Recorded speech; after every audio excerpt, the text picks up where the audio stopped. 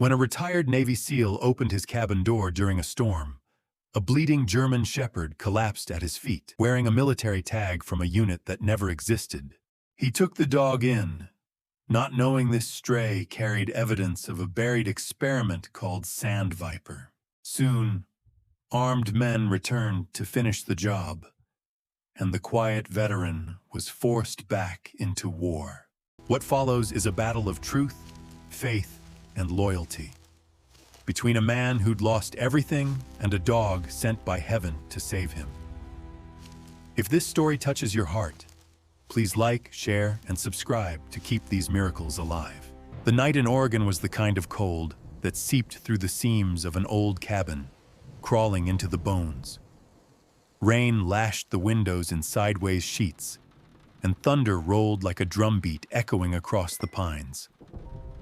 Inside, Jack Turner sat alone at the small wooden table, his hands wrapped around a chipped mug of black coffee gone cold. Jack was in his early 40s, tall, broad-shouldered, his once military posture softened but never lost. Weeks of mountain solitude had carved quiet lines around his gray eyes. He wore a beard now, short, peppered with silver, and a flannel shirt that had seen too many winters. His face was the kind that carried history, a faint scar across the left jaw, a remnant of something he never spoke about. The kind of man people might trust at first glance, or fear a little depending on the light. Outside, the storm roared like an old enemy. Jack had always found storms oddly comforting, maybe because they were loud enough to drown the ghosts. Ever since leaving the Navy SEALs, the silence of civilian life had been louder than gunfire. He'd built this cabin himself, plank by plank, hoping that the quiet might heal him. It hadn't. Some wounds, he'd learned, don't close. They just fade until something reminds you they're still bleeding. He stared at the flickering fire, trying to find shapes in the flames. His mind drifted to Travis Miller, his old teammate, the one who never made it home from their last mission. A blast in Helmand, a failed extraction, too many orders that didn't make sense. Jack had carried Travis's dog tag for 3 years before burying it under a cedar outside the cabin. Tonight, he could almost hear Travis's voice again, rough, teasing, the way he'd laugh and call him the quiet storm. A sound cut through the rain, not thunder, not wind, a faint, broken howl. Jack frowned, setting his mug down. It came again, a dog, somewhere in the forest. The kind of cry that carried pain, not distance. Instinct kicked in before logic could intervene. He grabbed his raincoat and flashlight, shouldered the rifle he hadn't touched in months, and stepped into the storm. The cold hit like a slap. His boots sank into mud as he followed the sound down the slope behind the cabin. Trees bent under the weight of the wind. The beam of his flashlight flickered through sheets of rain, slicing the darkness.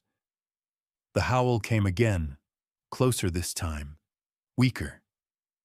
Jack pressed on, his pulse quickening in that old familiar way, the same focus that used to come before an ambush or a rescue. Near the creek, he found it. The dog was lying half in the water, half on the bank, muddy, trembling, one paw bent at an unnatural angle. A German shepherd, about 5 or 6 years old, its coat matted and soaked to the skin. Even in the dim light, Jack could see the scars across its muzzle, thin white lines like maps of old battles. The animal looked up at him, baring its teeth weakly, a low growl bubbling in its throat, not out of aggression, but out of fear. "Easy, boy," Jack said softly, lowering himself to a crouch. His voice was calm, deliberate, the tone used for wounded soldiers and scared civilians alike. "I'm not here to hurt you." The dog's eyes were the color of amber, cloudy from exhaustion, but burning with defiance. Jack saw something there, something he recognized, the same look he'd seen in mirrors after Helmand. Why did I survive when others didn't? He shrugged off his coat, wrapped it around the trembling body, and slid his arms under the dog's weight.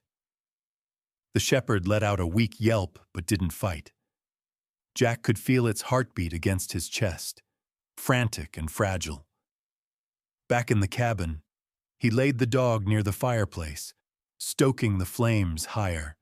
He worked quickly, checking the leg, fractured but not shattered.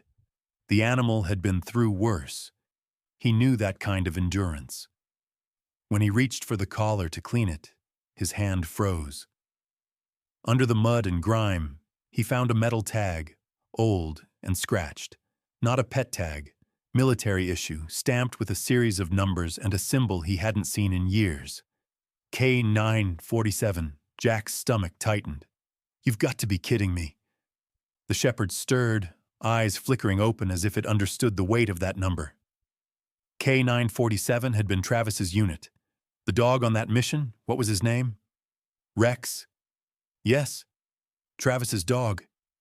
Jack stared at the animal's face, the faded scars, the streak of lighter fur above its left eye. He could almost see the resemblance from the photos Travis used to carry. But that was impossible. The mission was wiped clean. They were all declared lost, men and dogs alike. Jack sat back, rubbing his temples. Maybe it was coincidence. Maybe someone had found the old tag. Or maybe fate wasn't finished with him yet. The dog whimpered softly, pulling him back to the moment. Jack tore an old towel in half, dried the shepherd as best he could, and murmured, "All right, soldier. You made it this far. Let's keep you alive till morning." As the fire crackled, the rain eased outside. Jack leaned against the wall, exhaustion catching up with him. He watched the animal breathe, slow, unsteady, but alive. The name Travis echoed in his mind, a memory he'd tried to bury under wood and whiskey. He wondered if the universe had just sent him a message through this broken creature. The shepherd shifted, resting its head on Jack's boot, a gesture of instinctive trust. Something inside him cracked open, something he hadn't felt in years.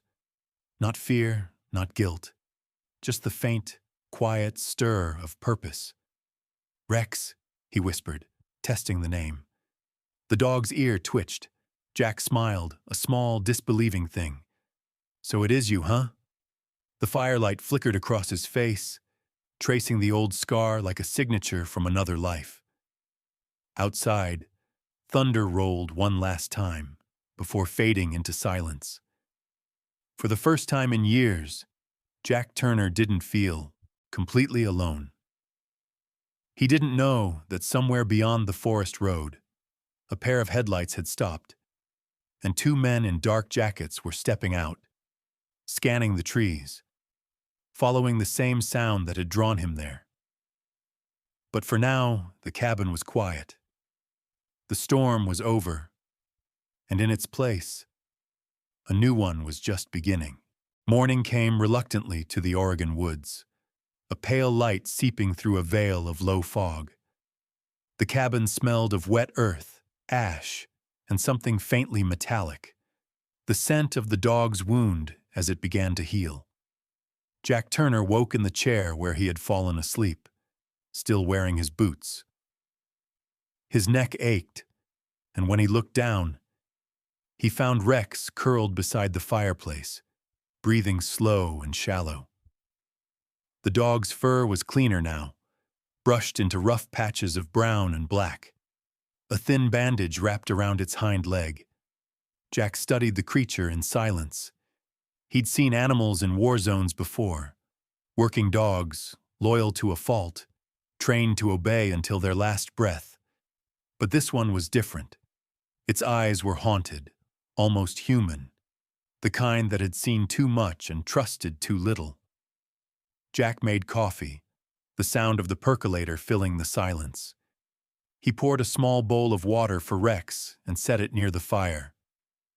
The dog lifted its head, sniffed, and drank cautiously. "Good boy," Jack murmured.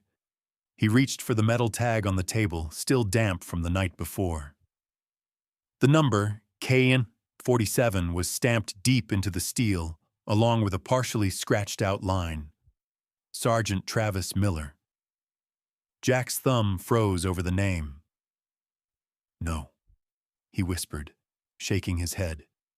He hadn't spoken that name aloud in years. Outside, the forest was hushed after the storm, but somewhere beyond the ridge, a car engine turned over, faint and distant. Jack barely noticed.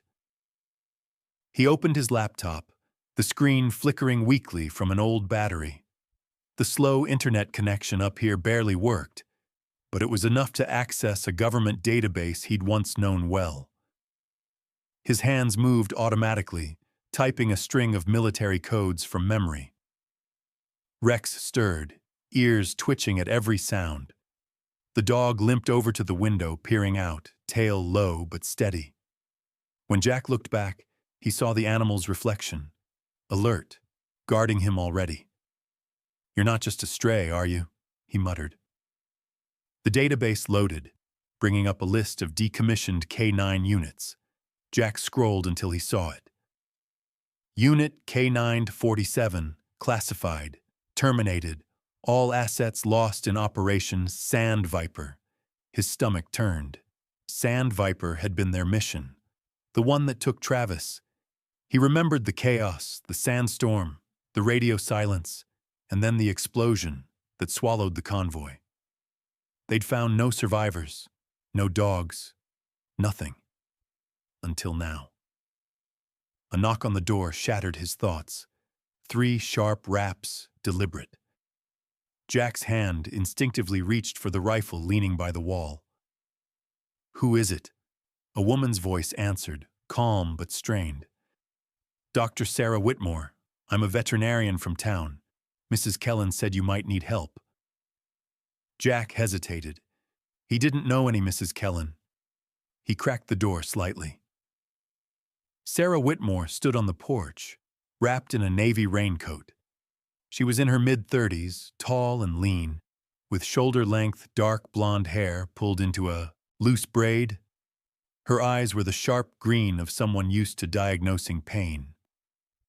Faint wrinkles near her mouth hinted at exhaustion rather than age. She carried a worn leather satchel and wore hiking boots splattered with mud. "Sorry to drop in," she said. "Someone called the clinic about a wounded shepherd near the creek. I saw your truck on the road and guessed." Jack studied her carefully. Steady posture, cautious tone, hands open and visible. She didn't move like a threat. "You came alone?" "Yes," she replied. "It's a small town, Mr. Turner. Jack Turner." She nodded once. "May I?" He stepped aside reluctantly. Rex tensed as she entered, baring his teeth for a moment before lowering his head. Sarah crouched, letting him sniff her hand. "You're all right, big guy," she murmured. Her voice softened, professional but kind. "Old wound on the leg, possibly a fracture. Can I take a look?" Jack gave a slight nod. She examined the bandage and glanced up. "You did well? Field wrap?" "Habit," he said quietly. Sarah smiled faintly. "Military?" He didn't answer. She didn't push. "Whoever trained this dog knew what they were doing," she continued. "He responds to commands. Look at the ears, the posture. Not a stray." "That's what I thought," Jack said, handing her the metal tag. Sarah read the inscription, her brow furrowing. "This is military issue. Where did you find it?" "On him," Jack replied. "Ever seen anything like it?" She shook her head slowly. "No, but I can check with the county shelter records. Some ex-service dogs end up lost in transfer. Sometimes they're abandoned when a program shuts down." Her tone darkened, the weight of quiet disgust under her words. Rex leaned his head into her palm, and for a moment her expression softened completely. "You've seen some things, haven't you, boy?" A crack outside, like a branch snapping, made all three freeze. Jack's head lifted. Sarah looked toward the window, confused. Jack moved first, rifle in hand, stepping to the door. He opened it just enough to scan the tree line. Nothing but mist and silence. Still, something in his gut twisted. "Probably deer," Sarah said, half believing it. Jack closed the door slowly. "Deer don't snap twigs twice." Her face paled. "You think someone's out there?" He didn't answer, but his eyes said enough. Sarah gathered her things quickly. "I'll check the registration databases when I get back. If I find anything on the tag, I'll call you." She hesitated at the door. "Just lock up tonight, Mr. Turner." After she left, the woods felt heavier. Jack stood by the window until her car disappeared down the dirt road. Then he crouched beside Rex. "Looks like we're not done with this storm yet," he muttered. That night, he couldn't sleep. The wind had died, but the forest made other noises. Rustles, creaks, things that didn't belong. Around midnight, Rex lifted his head and growled low, staring toward the tree line. Jack turned off the lamp and watched through the glass. For a second, he saw a faint red glow in the distance, the brief spark of a cigarette. Then nothing. He whispered, "They found us, didn't they?" Rex didn't answer, but the growl deepened, steady, ready. Jack loaded a fresh magazine into the rifle and set it beside the chair. The tag lay on the table, glinting in the dim light like a warning.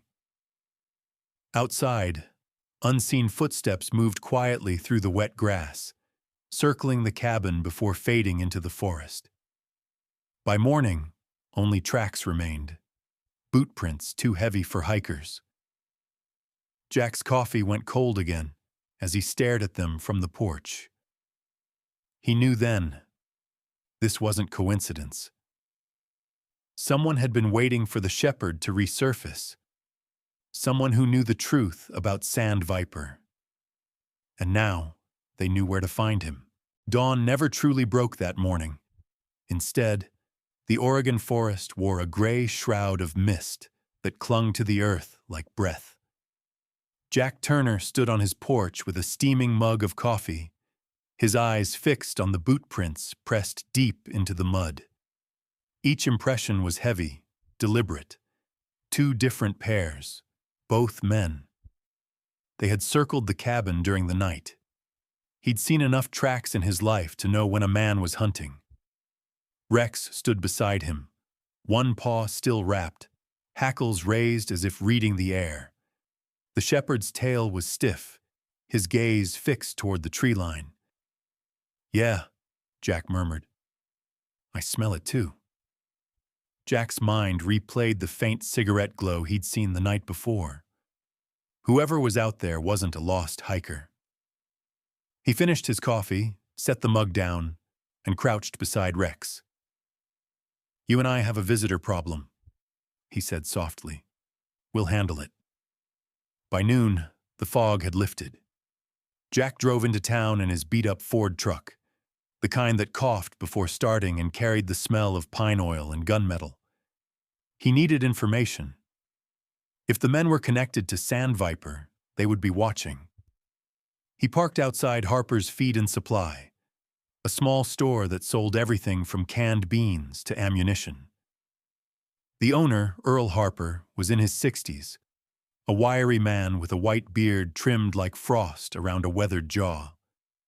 His left hand had 2 missing fingers, courtesy of an accident with a logging saw back in the 70s, and his temper had gone with them. Yet he was known for one thing. He noticed everything that passed through town. "Morning, Jack," Earl greeted as the bell above the door chimed. His voice was raspy, like gravel under boots. "Storm treating you all right?" "Could have been worse," Jack said, setting a bag of dog food on the counter. "You seen any unfamiliar trucks up this way? Black, tinted windows, no plates?" Earl raised an eyebrow. "That a trick question?" "Just humor me." Earl leaned on the counter, squinting. "Couple fellas came through yesterday. Didn't buy much, just gas and smokes. Big guys, looked military, but not the polite kind. Had that don't ask face. One of them had a scar across the chin, the other wore a ball cap low enough to hide his eyes. Drove a black Yukon." Jack felt a familiar tightness in his gut. "You catch a plate?" "No plate. Didn't like that. So I wrote down the gas receipt. Company name was Ardent Logistics. You know it?" Jack did. Ardent was a private security contractor that had once partnered with the SEALs in Afghanistan. The same contractor that had run Operation Sand Viper. He forced a calm breath. "Thanks, Earl." Earl tapped the counter. "You in trouble, Turner?" Jack gave a thin smile. "Wouldn't be the first time." Back at the truck, he fed Rex a treat and unfolded the crumpled receipt. Ardent Logistics, headquartered in Portland. The name below it was Miles Keaton. That hit like a hammer. Keaton had been Travis Miller's commanding officer, discharged dishonorably after the mission went wrong. If Keaton was here, the ghosts were walking again.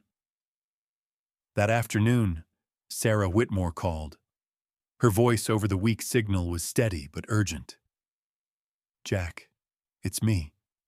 I checked the National Registry. That tag, K947, was officially destroyed 5 years ago. There's no record of any surviving assets. Whoever has that dog wasn't supposed to keep it." "I figured as much," Jack replied, watching Rex doze near the hearth. "There's more," Sarah continued. "A man came by the clinic this morning asking questions. Said he was from animal control, but his badge didn't look right. Short hair, scar on the chin. He asked if anyone had brought in a shepherd with a military tag." Jack's knuckles whitened around the phone. "Don't tell me you gave him my name." "I didn't," she said quickly. "But he knew there was a vet in town treating an injured dog. I think you need to leave for a few days." "I can't," Jack said, eyes hardening. "If they're looking, it means Rex carries something they want. Maybe the truth Travis died for." A silence hummed between them. Sarah's voice softened. "You sound like a man who's already decided to go back to war." He smiled faintly, though it didn't reach his eyes. "War never really ends, Doc. It just waits." That night, rain began again, steady, cold, relentless. Jack loaded the rifle, checked his old tactical vest, and set a small motion sensor by the porch steps. He'd kept some of his SEAL gear buried under the cabin floorboards. As he armed the sensor, a memory flashed. Travis handing him a data drive before their final mission. "If anything goes wrong," Travis had said, "find the shepherd. He'll know where to go." Jack had thought it a joke. Now it sounded like prophecy. Rex slept lightly, ears flicking with every creak. Around midnight, the sensor beeped once, a sharp electric chirp. Jack froze. He killed the lights, grabbed the rifle, and took a position by the window. Through the night vision scope, he saw movement. 2 men advancing along the trail. One of them, stocky with a scarred chin, matched Earl's description. The other was taller, clean-shaven, wearing tactical gloves. Both carried suppressed weapons. Jack's breath slowed to a soldier's rhythm. He tapped the stock twice. Rex's eyes opened, alert but silent. "Stay," Jack whispered. The first man reached the porch. Jack didn't hesitate. A single shot cracked the silence, shattering the porch rail. The man dropped instantly, rifle skidding away. The second one ducked behind a tree, returning fire. Splinters burst from the cabin wall. Jack crawled to a new angle, fired again, and silence followed. Only rain and wind. Then a sound behind the cabin, an engine starting. He rushed to the back window just in time to see headlights retreating down the dirt road. The taller man had escaped. Jack's pulse hammered, not from fear but recognition. He'd seen that face once before, blurred in debrief photos, Miles Keaton himself. Rex whined softly, sensing the tension. Jack crouched, scratching behind his ear. "That's him, buddy. The man who killed your handler. The one who buried the truth." He glanced at the dog tag glinting in the firelight. "Looks like we've got unfinished business." Outside, the storm deepened, swallowing the sound of sirens approaching from town. The storm had passed, but the scent of smoke still hung in the air. Jack Turner stood by the shattered porch rail, the rifle slung across his shoulder. One man dead. One man escaped. The forest was silent now, except for the soft breathing of Rex, who sat beside him, head lowered but eyes alert. Dawn light stretched across the treetops, painting everything in shades of ash and silver. Jack had slept little. He had spent the night giving his statement to the sheriff's deputies who arrived too late, men too young to understand what kind of people they were dealing with. The sheriff, Walt Hensley, had come himself. Walt was in his late 50s, with a belly that strained his khaki uniform and a face cut deep with lines from years of mountain wind. His gray mustache was nicotine-stained at the ends, and his eyes carried the kind of weary tolerance that belonged to men who had seen too much small-town trouble. He didn't like Jack. Too many questions, too much military silence, but he respected him. "We found tire tracks heading west," Walt said, scratching his chin. "But the road splits after 2 miles. Could be anywhere now." Jack nodded. "They'll be back." Walt sighed, glancing at the sheet-covered body on the ground. "You want to tell me why 2 armed men came after you?" "They weren't after me," Jack said, glancing at Rex. "They were after him." The sheriff frowned. "The dog?" "Yeah." Walt chewed on that for a moment, then shook his head. "You know, Turner, every time I think I've heard the strangest thing this week, you show up and raise the bar." He turned toward the deputies. "Bag everything. We'll take the body back to town. If you think of anything else, you know where to find me." Jack didn't bother replying. He watched the cruisers disappear down the gravel road, their red lights fading into mist. When the last one was gone, he crouched beside Rex, resting a hand on the dog's neck. "We need to move before he sends more." Rex looked up, tail flicking once as if in agreement. By afternoon, Jack had packed the essentials: ammo, first aid kit, dry food, and a small black box he'd unearthed from under the cabin floorboards. Inside was a military-grade encrypted drive. He didn't remember putting it there.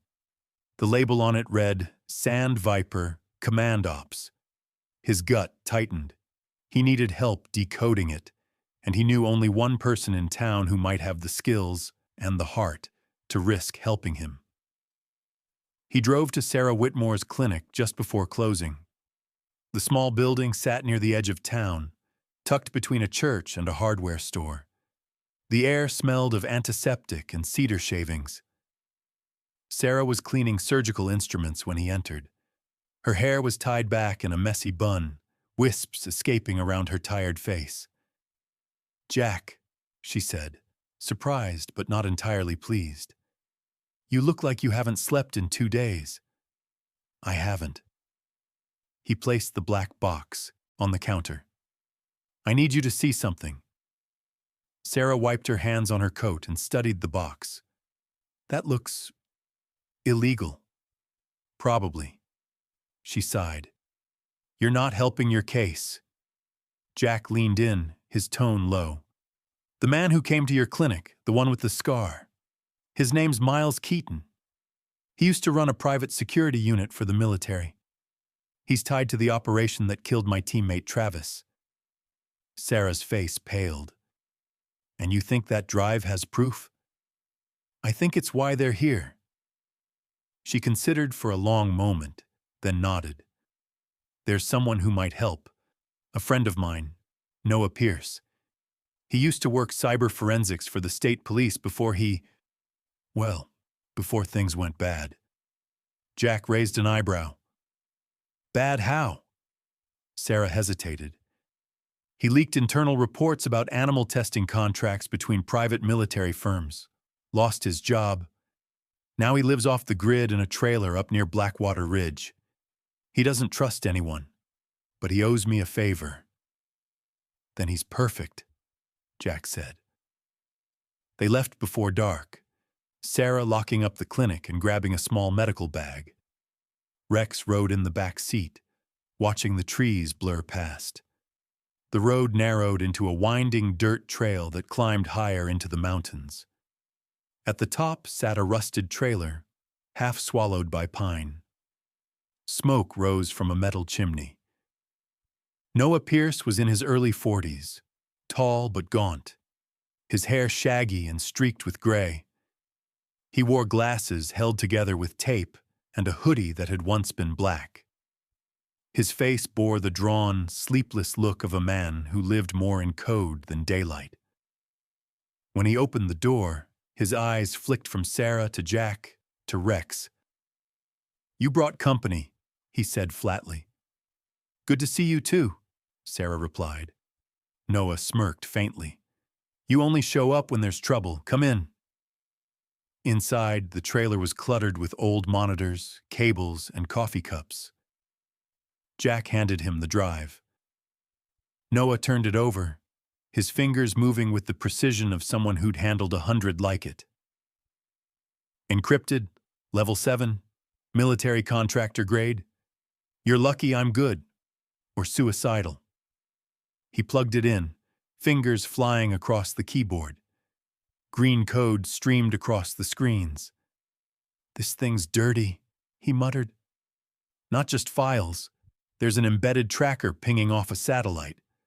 Whoever owned this knows it's active again. Jack's stomach dropped. Can you disable it? I can mask it for a while. Noah typed faster, sweat glistening on his temples. Give me a few minutes. The sound of engines cut him off. Headlights swept across the trees outside. Rex growled, the low rumble vibrating in his chest. Noah's eyes widened. You didn't lead them here, did you? Jack's jaw clenched. They must have followed the signal. Sarah grabbed her bag. We need to move. The first gunshot shattered the window. Glass exploded inward. Jack yanked Sarah to the ground, shouting, Stay down! He fired back through the open door. The forest lit up with muzzle flashes. Rex barked once, a deep, thunderous sound, then lunged toward the doorway. Jack moved like instinct. He threw a smoke grenade from his vest, filling the trailer with thick gray fog. Noah, grab the drive! I've got it! Noah stuffed it into his pocket, coughing. They slipped out the back door, diving into the trees. Behind them, bullets chewed into the trailer's walls. Flames erupted as a fuel line burst, painting the night in orange and black. They ran until their lungs burned. Finally, they crouched behind a fallen log, gasping. The glow of fire flickered through the woods behind them. Sarah looked at Jack, eyes wide with shock. They would have killed all of us. Jack nodded grimly. They still might, but now we know what they're hiding. He glanced at Noah, who clutched the drive like a lifeline. What's on it? Sarah whispered. Noah's voice trembled. Project Sand Viper wasn't a rescue op. It was a cover-up, and that dog, he pointed at Rex, was the only survivor who saw everything. The forest crackled behind them as the trailer burned to ash. The smoke from Noah's trailer still smeared the horizon when the sun climbed over the Oregon pines. Jack Turner, Sarah Whitmore, Noah Pierce, and Rex huddled in the ruins of an old ranger station miles from town. The place smelled of mold and pine tar, its roof patched with tarps and daylight spilling through the cracks. Jack had found it years earlier during a search and rescue op. Now it was their only safe spot left. The forest around them was quiet, but Jack didn't trust that silence anymore. It had become the sound of being hunted. Noah sat on the floor, his thin frame bent over a battered laptop balanced on his knees. His eyes, red from exhaustion, reflected the green light of the code flickering across the screen. "They'll trace the signal again if I stay connected too long," he muttered. "So we do this fast." His hands moved in practiced rhythm, long fingers tapping like a man possessed. Sarah knelt beside Rex, cleaning the gash on the dog's shoulder. The shepherd trembled slightly, but didn't fight her. He seemed to know pain as routine, quiet endurance etched into muscle memory. Jack stood by the door, keeping watch. The morning light caught the silver thread in his beard, and the sharp planes of his face looked carved from worry. He thought about Travis Miller again, his laugh, his stubborn optimism, and how they'd both trusted the wrong people. "What did you find?" Jack asked, eyes still on the tree line. Noah didn't look up. "You were right. This drive holds field footage, helmet cam archives from Operation Sand Viper." He paused. "But that's not all. There's a series of voice logs labeled Command Keaton." At the sound of that name, Sarah froze. "You mean Miles Keaton recorded himself?" Noah nodded grimly. "Looks like he documented everything. Orders, field reports, even test subjects." "Test subjects?" Jack turned, his voice sharp. Noah clicked a key. A window opened, grainy video flickering to life. The footage showed a desert base, sand, floodlights, and cages. Inside the cages were dogs, shepherds, Malinois, even labs. Some fitted with strange metal collars and wires running into their spines. Men in fatigues moved among them, checking monitors. Then a voice echoed from the speakers, calm and cold. "If they can track chemical changes tied to emotion, they can sense an ambush before it happens." The voice belonged to Miles Keaton. Sarah covered her mouth. "Oh my God!" Jack's stomach churned. "They turned them into weapons," Noah nodded. "Bioresponse enhancement experiments? Illegal, shut down in 2017? Keaton's unit was supposed to destroy all evidence. But apparently he kept samples and one living prototype. Your friend Travis's K9, Rex." Jack looked at the dog lying near the fire, his ears flicking at his name.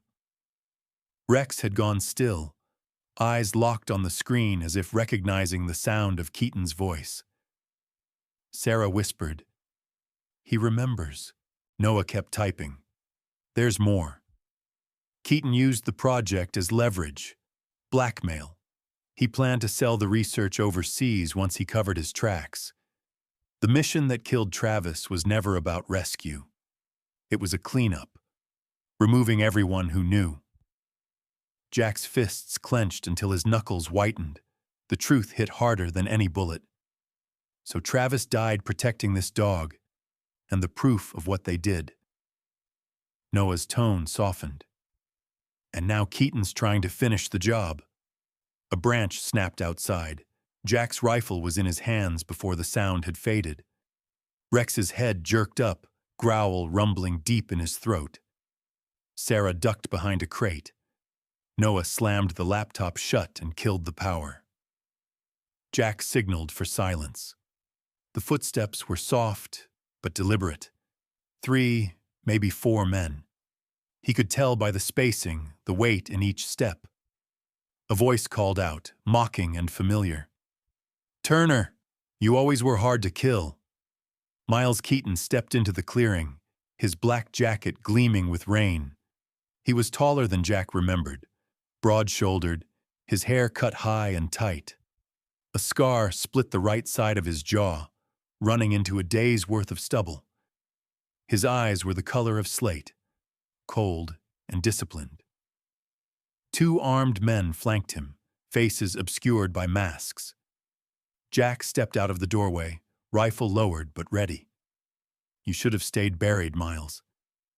Keaton smiled thinly. "You think you know what you're holding, Jack? You don't. That footage could bring down a dozen agencies. The world isn't built for truth. Hand it over, and you can walk away." Jack's voice was low, steady. "You killed Travis. You tried to kill his dog. You don't get to talk about truth." Keaton's eyes hardened. Travis was collateral damage. He disobeyed orders. You, on the other hand, always knew when to follow them. Not anymore. The first shot came from the tree line. Jack dove aside, firing 3 rounds in return. Bullets tore through the wooden wall of the station. Sarah pulled Noah down behind the table, clutching the laptop. Rex bolted out through a side window, circling behind the attackers like a shadow. The firefight erupted, deafening in the tight space. Jack moved with mechanical precision, years of training distilled into instinct. One man fell, then another. Keaton ducked behind a tree, shouting orders. The forest crackled with gunfire and smoke. Then Rex lunged from the undergrowth, slamming into the third man, teeth sinking into his arm. The attacker screamed, firing wildly before collapsing under the dog's weight. Keaton aimed at Rex. "Down, mutt!" The shot rang out.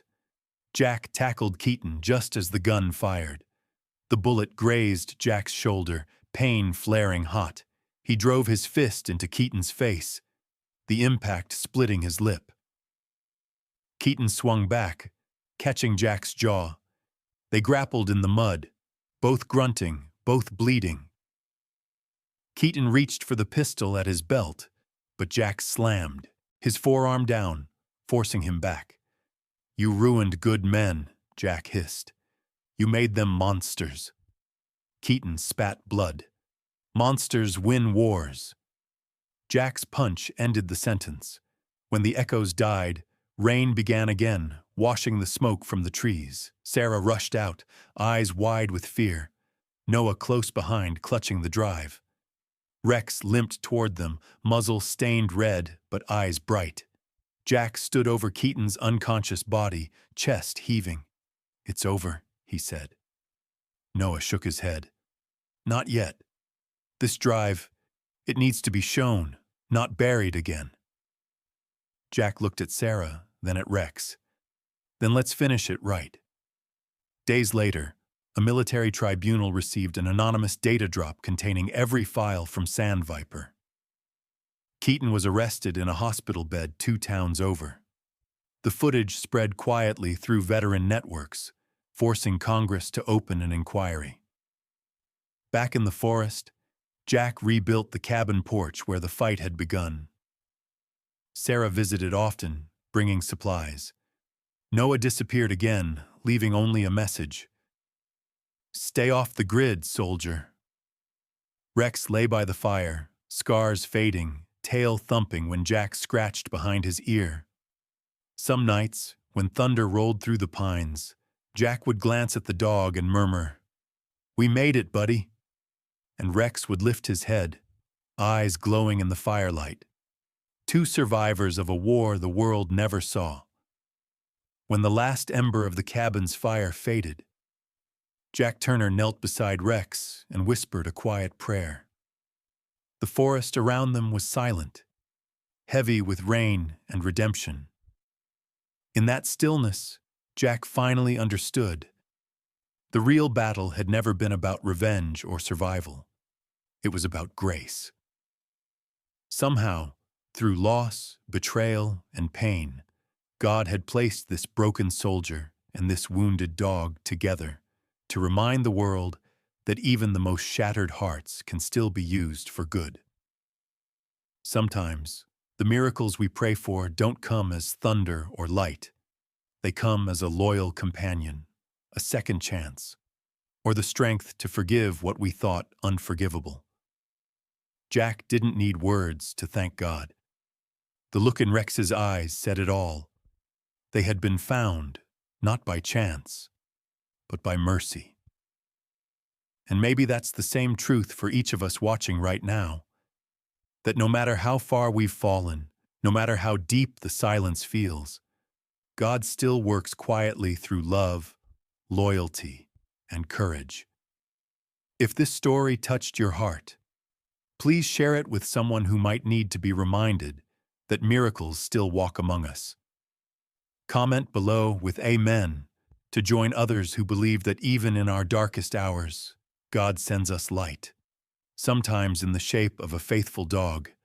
Don't forget to subscribe so you never miss another story of hope, faith, and the quiet heroes who remind us that grace still lives here, among us all.